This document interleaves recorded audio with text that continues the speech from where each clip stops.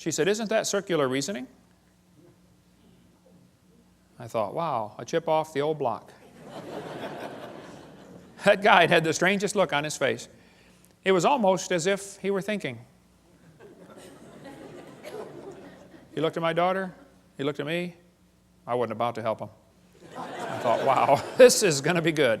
I have got to hear this. He looked back at my daughter. He said, "Wow, you're right. That is circular reasoning." He said, "I never thought of that before." That fellow drove 50 miles one way that night to come hear me speak in Union Center, South Dakota. The crowd swelled to 39. We set up a chair in the aisle. Afterwards, he talked to me for an hour. He said, "Hovind, is everything I believe about geology wrong? I teach this stuff at the college." I said, "Oh, no, I like geology. I've got a huge fossil collection, rock collection, mineral collection. I teach earth science. I love studying geology." I said, "But as far as the layers being different ages," I said, "Yes, sir, I'm sorry. That is all baloney.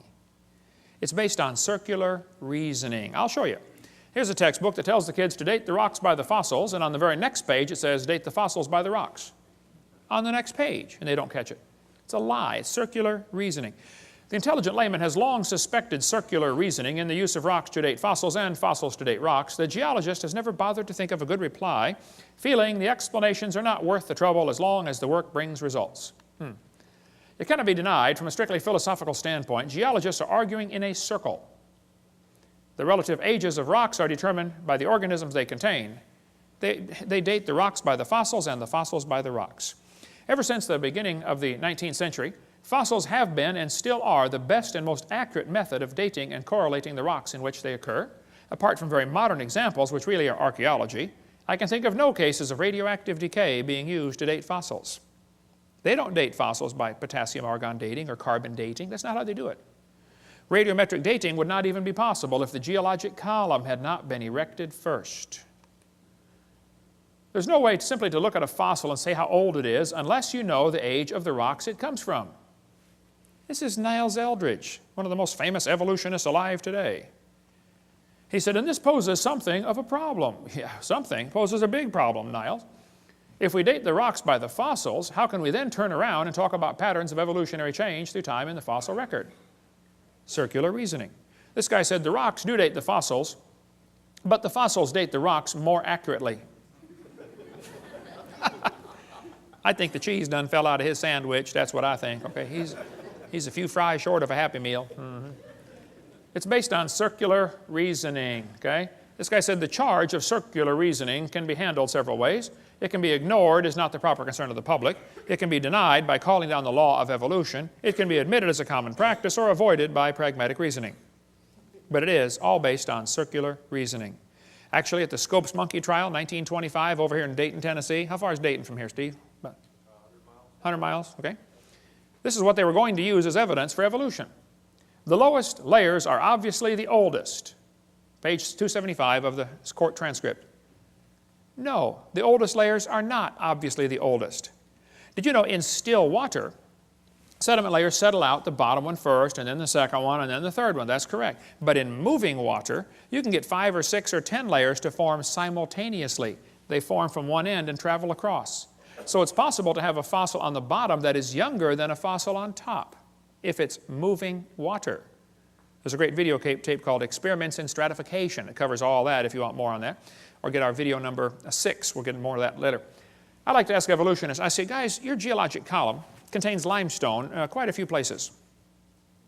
If I handed you a piece of limestone, how would you know if it's 100-million-year-old Jurassic limestone or 600-million-year-old Cambrian limestone? I mean, exactly what's the difference?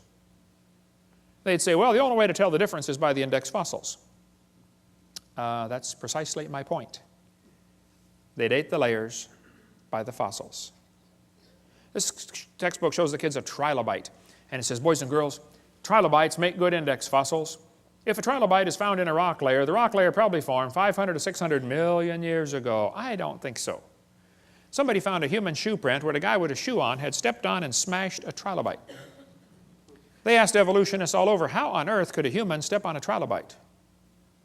If trilobites lived 500 million years ago and man didn't get here till, 3 million years ago, and they didn't start wearing shoes till 10,000 years ago, how could a human step on a trilobite? One atheist said, well, it's obviously. The only answer would be that aliens visited the planet 500 million years ago. Oh, them aliens will do it every time. Another guy said, well, maybe there was a large trilobite shaped like a shoe that fell on a small one. Now, there are some big trilobites, okay, but I don't think they're shaped like a shoe. Actually, the trilobite has the most complicated eyeball ever. Trilobite eyes are unbelievable.